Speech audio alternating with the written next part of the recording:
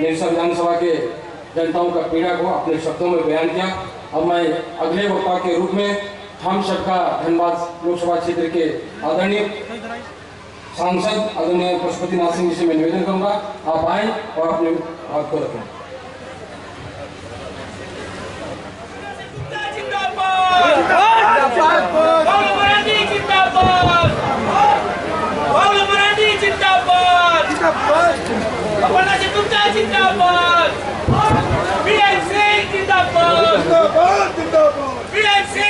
चलो नहीं हो गया, अब फिर बाद में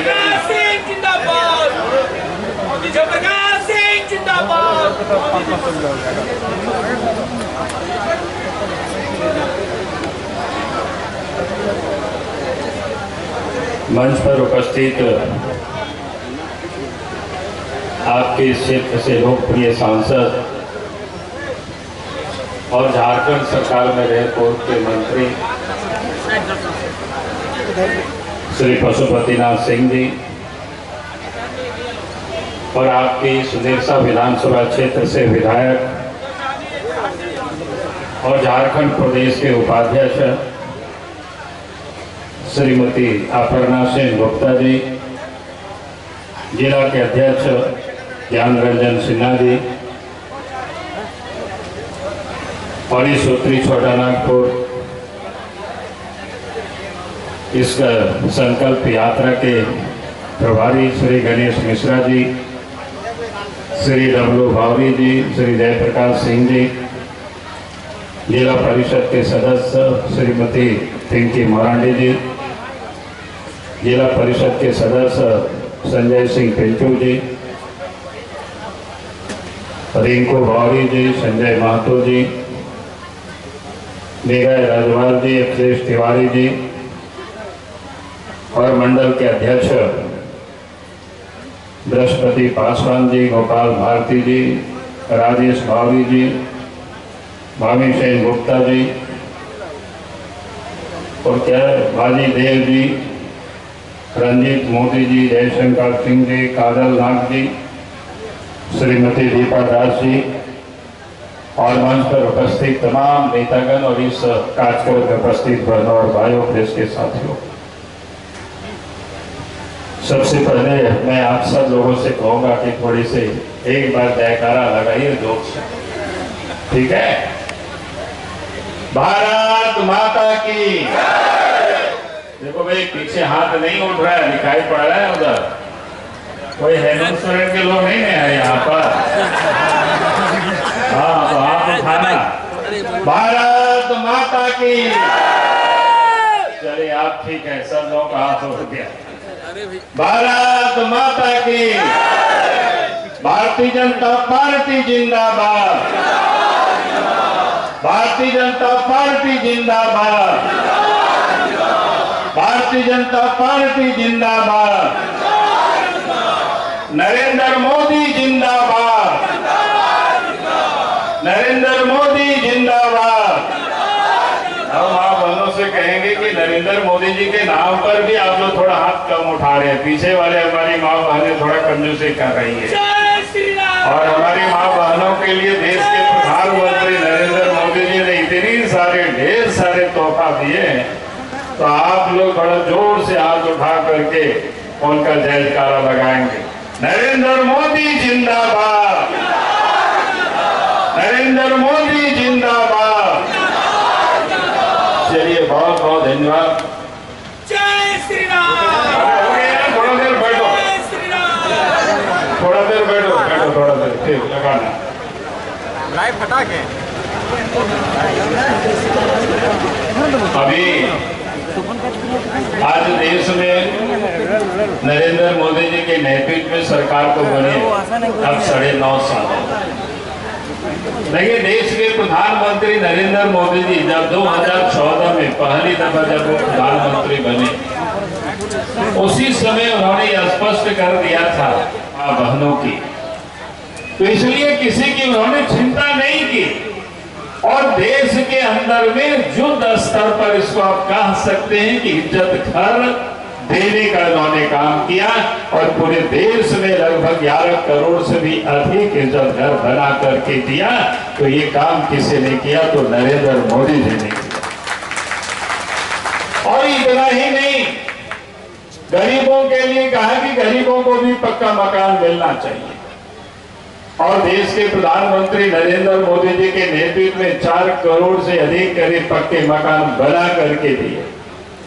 लेकिन आज मैं आप सबसे कह रहा हूं कि झारखंड में जहां हेमंत सोरेन की सरकार है, वो गरीबों के मकान भी आज लोगों को मिल नहीं पा रहा है ठीक प्रकार से, और उसमें भी वहां कमीशन खोरी होता है, उसमें भी लोगों को ठगे जाते हैं। आज इसलिए मैंने कहा कि देश के प्रधानमंत्री नरेंद्र मोदी जी गरीबों के लिए और खास करके हमारी मां बहनों के लिए वो चिंता करते हैं। आप याद करिए, इस देश में बैंकों का राष्ट्रीयकरण कब हुआ था? जब देश में प्रधानमंत्री श्रीमती गांधी हुआ करती थी, लेकिन उस बैंकों से गरीबों का कोई जुड़ाव नहीं था। उस समय पैसे वाले लोग, शहर के लोग, नौकरी चाकरी करने वाले लोग, उन्हीं कहीं बैंक में खाता हुआ करते थे, लेकिन गरीब तो बैंक के दरवाजा तक फटकने ही लोगों को नहीं दिया जाता था। लेकिन जब देश के प्रधानमंत्री नरेंद्र मोदी जी बने, तो देश के गरीबों की खाता को भी बैंकों में उन्होंने खुलवाया, पैसा नहीं तो बिना पैसा से भी उन्होंने खुलवाया। अगर ये काम किसी ने किया तो इस देश के प्रधानमंत्री नरेंद्र मोदी जी ने किया। उस समय लोग मजाक करते थे कि इन्होंने खाता तो खुलवाया, पैसा गरीबों का कहां से होगा। लेकिन मैं आपको बता रहा हूं कि आज सरकार के जितनी भी योजनाएं हैं जो गरीबों के लिए, अब उसी बैंक के खाते में पैसा आ रहा है। और यहां तक कि जब कोरोना का काल था, उस समय आपको देखेंगे पूरा धरती में सब कुछ बंद हो गया था, कल कारखाना बंद हो गया था, गाड़ी जहाज नहीं चलती थी, हवाई जहाज भी चलना बंद हो गया था। अब लोगों को लगता था कि भी हम बाल बच्चों की कैसे परवरिश करेंगे, बच्चे क्या खाएंगे, कैसे रहेंगे। लेकिन देश के प्रधानमंत्री नरेंद्र मोदी जी ने उन गरीबों के जन धन खाते में भी पैसा भेजा। तो ये बड़ा काम किया कि नहीं किया, बताओ आप सब लोग। और इतना ही नहीं, उस कोरोना काल से लेकर के अभी भी देश के 80 करोड़ की आबादी को, गरीबों को बिना पैसा से प्रत्येक महीना राशन भी उपलब्ध कराते।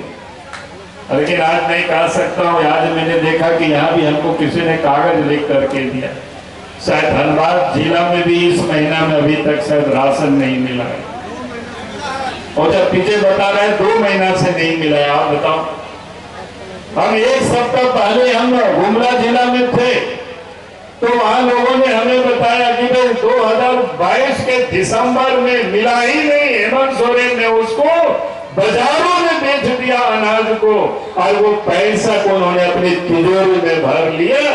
तो आप बताइए, जो देश के प्रधानमंत्री गरीबों के लिए भेजते अनाज, और झारखंड के मुख्यमंत्री हेमंत सोरेन जी वो गरीबों का अनाज भी बेच करके वो पैसा को अपने तिजोरी में भरता है।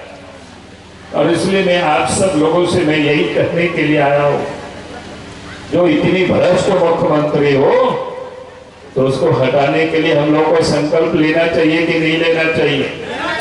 हम यही कहने के लिए आए कि भाई जो गरीबों का अनाज तो गरीबों के घरों पर ठीक से नहीं पहुंचाते हैं, उसको भी बीच बीच में इधर से उधर बेच डालते हैं। तो अब जनता को क्या करना चाहिए, गरीबों को भी सब मिल करके हम सबको क्या करना, कि सरकार को उखाड़ करके फेंकना है। यही हम कहने के लिए, यही बताने के लिए, और यही संकल्प ले करके आप सब लोग यहाँ से जाएंगे। यही मैं आज आप सबसे कह रहा हूँ। और देश के प्रधानमंत्री जी ने क्या किया, रक्षाबंधन के पूर्व संध्या पर हमारी माँ बहनों के लिए गैस में उन्होंने जो रसोईया गैस है उसमें 200 रुपया की सब्सिडी उन्होंने दिया। और उसमें भी जो उजाला योजना के तहत जिनका गैस कनेक्शन है गरीबों की, 200 रुपया पहले से मिलता था, उसने और 200 रुपया दिया, यानी 400 रुपया की सब्सिडी अगर किसी ने दिया तो इस देश के प्रधानमंत्री जी नरेंद्र मोदी जी ने गरीब माँ बहनों के लिए उन्होंने चिंता की। तो इसके लिए एक बार जोर से आप सब लोग ताली बजाइए। अब यही कहने के लिए मैं आया। आप सबको याद है अभी अभी 17 सितंबर भगवान विश्वकर्मा की जयंती। भगवान विश्वकर्मा की जो पूजा होती है उस दिन जयंती उनकी हम लोग मनाते हैं। उसी दिन देश के प्रधानमंत्री नरेंद्र मोदी जी का भी जन्मदिन है। उसी दिन देश के प्रधानमंत्री नरेंद्र मोदी जी ने जो देश के अंदर में जो कारीगर है, परंपरागत जो कारीगर है, कुम्हार है, बढ़ाई है, लोहा का काम करने वाला, लकड़ी का काम करने वाला, मिट्टी का काम करने वाला, सोना का काम करने वाला, या राजमिस्त्री हो या कपड़े बनाने वाले, यानी इस प्रकार की 18 ट्रेड को ऐसे चुन करके और देश के प्रधानमंत्री ने उनको नई टेक्नोलॉजी से जोड़ने के लिए 13,000 करोड़ रुपया का भी प्रावधान किया है।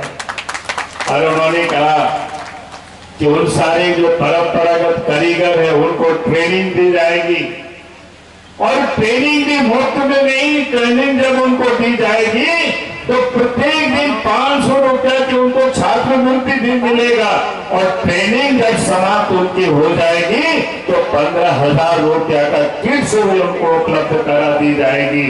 और साथ में रोजगार के लिए वो चाहे तो कम ब्याज दर पर उनको पहले 1 लाख रुपया तक की लोन मिलेगी, फिर 2 लाख रुपया की लोन मिलेगी, फिर 3 लाख रुपया तक के, ताकि वो कुशल जो कारीगर है परंपरागत वो अपने कामों को वो कर सके, वो आगे बढ़ा सके। फिर बड़ी बात है कि नहीं, देश के प्रधानमंत्री सबके बारे में सोचते, कहते हैं कि सबका साथ, सबका विकास, सबका विश्वास, सबका प्रयास, तभी देश उन्नति करेगा, तभी देश तरक्की करेगा, तभी देश आगे बढ़ेगा। और अभी 18 से 21-22 तक अभी क्या कहते हैं विशेष सत्र था। अभी आपको सांसद जी बताए हमारी माँ बहनों के लिए उन्होंने कितना बड़ा काम किया। क्या लोकसभा और राज्यसभा से विधायक पारित हो गया, कानून बन गया। अब आने वाला समय में इस देश के अंदर में लोकसभा और विधानसभा में 33% महिलाओं के लिए सीट रिजर्व होगी, आरक्षित उन्होंने कर दिया। दुनिया के किसी भी देश ने इस प्रकार की कानून नहीं बनाई। अब बताओ कि हमारे माँ बहनों, आप सब लोगों के लिए अभी तो आप थोड़ा कम महिलाओं को देख रहे हैं, कुर्सी पर यहाँ लोग बैठे हुए, लेकिन मैं आपको बता रहा हूँ नरेंद्र मोदी जी ने आपके लिए इतनी व्यवस्था कर दी है कि आने वाले कल में मंच में भी आपको 33% हमारी महिलाएं दिखाई पड़ेगी। और देश के प्रधानमंत्री ने कोई नया वही काम किया जो भारतवर्ष में सदियों से हमारी नारियों की पूजा होती है। अभी अब दुर्गा पूजा आने वाला है, हम शक्ति की उपासना करते हैं। उस समय दुर्गा तो शक्ति के प्रतीक है, यानी हम उसको कह सकते हैं आज की तारीख में डिफेंस मिनिस्टर, रक्षा मंत्री जो राजनाथ सिंह संभाल रहे हैं देश की। तो हमारे प्राचीन काल में दुर्गा जी शक्ति की देवी, फिर उसके बाद लक्ष्मी की पूजा होती है, वित्त मंत्री यानी लक्ष्मी जी की पूजा फिर होती है, उसके बाद फिर ज्ञान की देवी, शिक्षा की देवी, फिर सरस्वती की। तो मैं ये कह रहा था कि देश के प्रधानमंत्री ने हमारी माँ बहनों को जो सम्मान दिया, तो लोग कहते हैं कि जहाँ नारियों की पूजा होती है, जहाँ पूजा की जाती है, उस भूमि पर देवता भी जन्म लेने के लिए तरसते हैं। वो भारत भूमि था, लेकिन हमारी माँ बहनों के बारे में किसी भी सरकार ने कोई चिंता नहीं की। पहली दफा देश के प्रधानमंत्री नरेंद्र मोदी जी ने उसकी चिंता करके विधानसभा में भी 35% सीटें रिजर्व होगी मां बहनों के लिए, और लोकसभा में भी 35% सीटें रिजर्व होगी मां बहनों के लिए। अगर ये काम किसी ने किया तो देश के प्रधानमंत्री नरेंद्र मोदी जी ने किया। और इसलिए मैं आप सब माँ बहनों से कहूंगा, पुरुषों से भी कहूंगा कि हमारी माँ बहनों के लिए इतना बड़ा सौगात है, तो एक बार जोर से आप सब लोग ताली बजाना। हाँ, थोड़ा पीछे में कम बजता है। तो मैं इसलिए कह रहा था कि ये देश के प्रधानमंत्री, और इतना ही नहीं, देश में आप देखें, जब जब देश में प्रदेशों में बीजेपी की नेतृत्व में सरकार बनी है तो विकास का काम हुआ है, विकास का काम होता है। और जब कांग्रेस पार्टी, राष्ट्रीय जनता दल और झारखंड मुक्ति मोर्चा जैसे पार्टी जब सरकार बनाती है तो क्या होता है? लूट होता है। होता है कि नहीं होता है? बताओ। अभी आपको सब बता रहे थे ना, कोयला की चोरी, बालू की चोरी, सब यही सब होता है। आज आप देख रहे होंगे गांव घरों में सड़कें दिखाई पड़ रही है, आने जाने में सुविधाएं हैं। मैं लोगों से कहता हूं कि आप 2000 के पहले याद करिए गांव की दृश्य को। उस समय तो हम लोग हाट बाजार जाते हैं, मेला जाते हैं, शादी ब्याह में बारात कहीं जाते हैं तो उस समय क्या पैदल चलना पड़ता था। बात सच है कि नहीं है? कांग्रेस पार्टी ने तो इस देश पर वर्षों तक राज किया था, 60 वर्षों तक राज किया, लेकिन कभी भी गांव की उन्होंने चिंता नहीं की।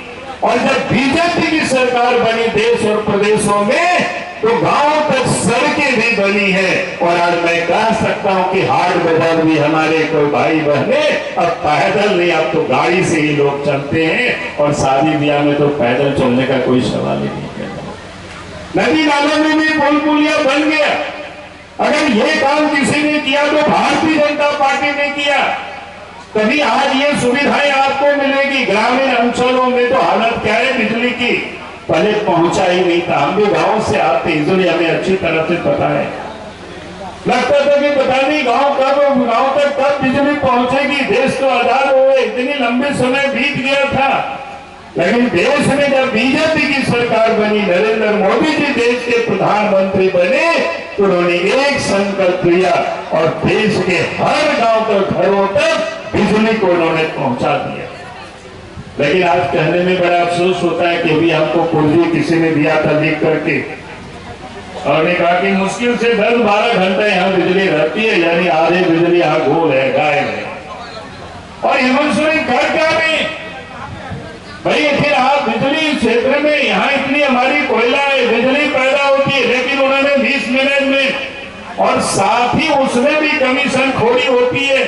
और इसलिए ठीक प्रकार से झारखंड की जनता को जो गांव घरों तक बिजली मिले वो भी नहीं मिलता। और इसीलिए हमने कहा कि हर गांव तक सड़कें बने, नदी नाला में पुल पुलिया बने। आप देख रहे होंगे कि बगल में नदी है, जामताड़ा से जुड़ा हुआ। हम जब सीएम हुआ करते तो उस समय बहुत हम लोगों ने प्रयास किए, बाद में उसमें से कोई गड़बड़ हो गया।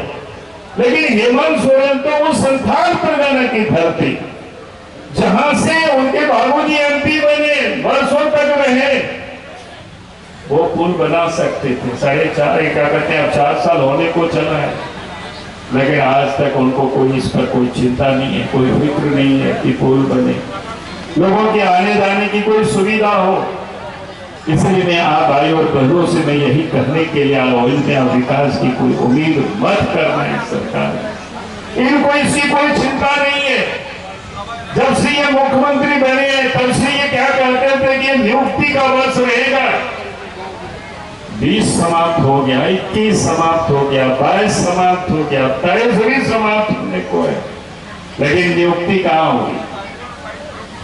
नियमावली ऐसे बनाते हैं कि अदालत में अटक जाता है तो कहता है कि अदालत लोग हमारे अटका देते हैं, लोग केस करते हैं। भैया जानबूझ कर कैसे नियमावली क्यों बनाते हो?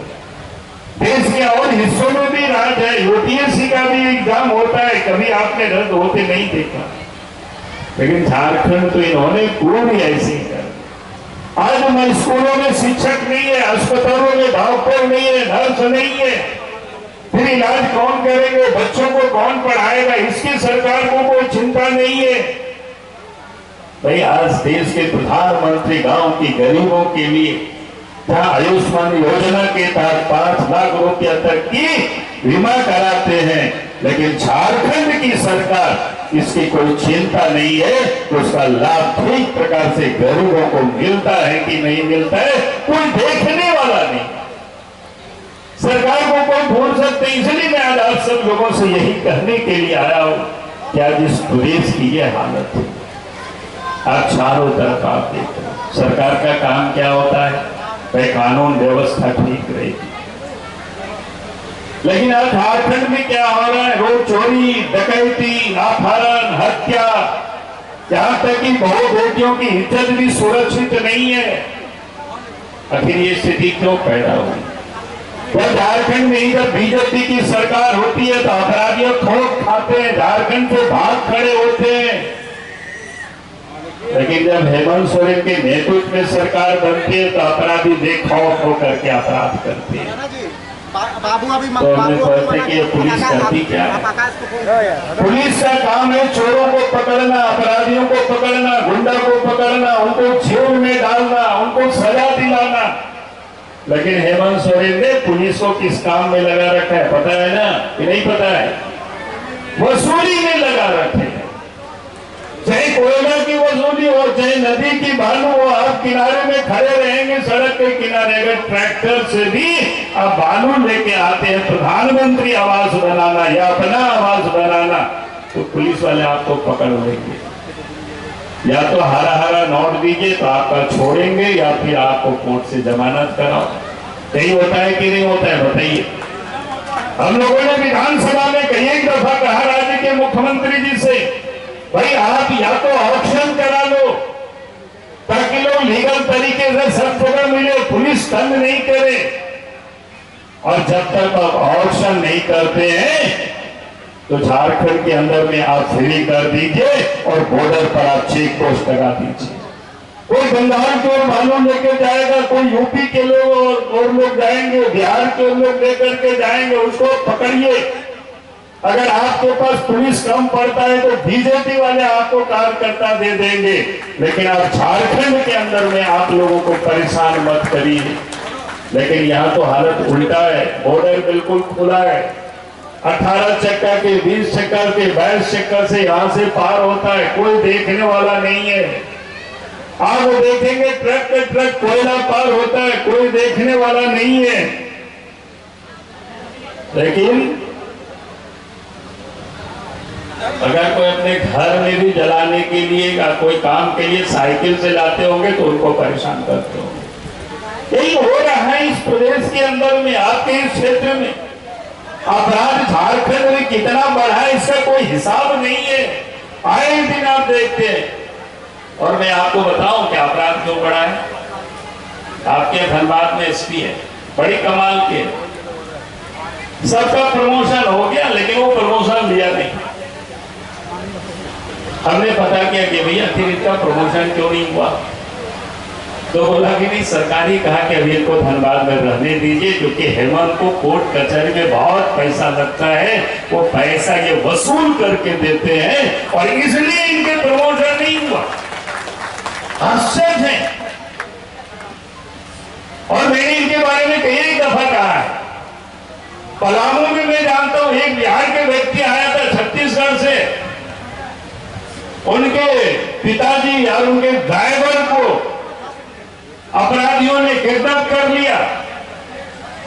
और उस समय ये पलामू में एसपी हुआ करते थे, और एसपी को कहा गया, एसपी से मिला, एसपी ने कहा कि हाँ ठीक है, उग्रवादियों ने बात किया, उग्रवादी अपराधियों ने बात किया उस व्यक्ति से कि साहब आप पैसा देंगे तो पिताजी को छोड़ेंगे। एसपी को बताया, एसपी ने कहा कि हाँ पैसा की जुगाड़ करो। पैसा भी जुगाड़ किया। हमने सरकार को पत्र लिखा है, कोई ऐसा थोड़ा है कि उन्होंने लिखित मेरे वो आदमी ने हमको बताया। और उसके बाद 2 थाना के पुलिस, डीएसपी सब गया, 10 लाख रुपया लेकर के गया बेचारा, और अपराधी को पैसा भी दे दिया, अपराधी लेके चंपत हो गया। और माँ बाप में क्या करते हैं, उनके पिताजी और ड्राइवर अभी तक नहीं मिला। और वैसे ऐसे निकम एसपी को धनबाद जैसे जिला में कोई मुख्यमंत्री अगर पदस्थापित करके रखा है तो इसका मतलब दाल में काला है। ये स्थिति है इस प्रदेश की। कैसे कानून व्यवस्था ठीक रहेगी? आपने 2 दिन पहले 24 तारीख का अखबार आप लोगों ने देखा होगा। हम चाईबासा में थे तो अखबार सवेरे सवेरे हमने पढ़ा, तो उन्होंने लिखता है कि भाई 6 महीनों के अंदर में 23 व्यवसायों की हत्या हुई है। हमें लगता है शायद उससे भी अधिक हुई होगी, लेकिन झारखंड की मैं बता रहा हूं 23 लोगों की हत्या हुई। उसमें से वो लिखता है, अखबार लिखा है, मैं नहीं कह रहा हूं, उन्होंने लिखा उनमें से 9 लोगों ने पुलिस को लिखित में कंप्लेन किया था कि हमारे ऊपर हत्या की ये साजिश हो रही है, हमें सुरक्षा दी जाए या हमारी सुरक्षा की व्यवस्था की जाए। लेकिन पुलिस ने कुछ भी नहीं किया। अगर पुलिस उनकी सुरक्षा की व्यवस्था किए होते तो आज उन 9 लोगों की जान तो कम से कम बच जाता। और इसीलिए मैंने कहा कि भाई आप उन 9 लोगों को, जिन लोगों को यह अंदेशा था कि हमारी हत्या होगी और इसके बाद भी आपने उनकी सुरक्षा की कोई व्यवस्था नहीं की, तो इसका अर्थ जिम्मेवार कौन होते हैं? पुलिस जिम्मेवार है, सरकार जिम्मेवार है।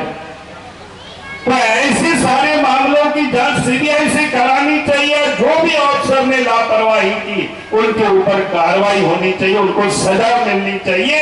अगर हेमंत सोरेन की सरकार इस काम को नहीं करती है तो जब भी झारखंड में बीजेपी के नेतृत्व में सरकार बनेगी तो हम निश्चित रूप से इन सारे मामलों को जांच कराएंगे और जो भी अफसर उसमें शामिल होंगे लापरवाही में, उनके ऊपर कार्रवाई की जाएगी।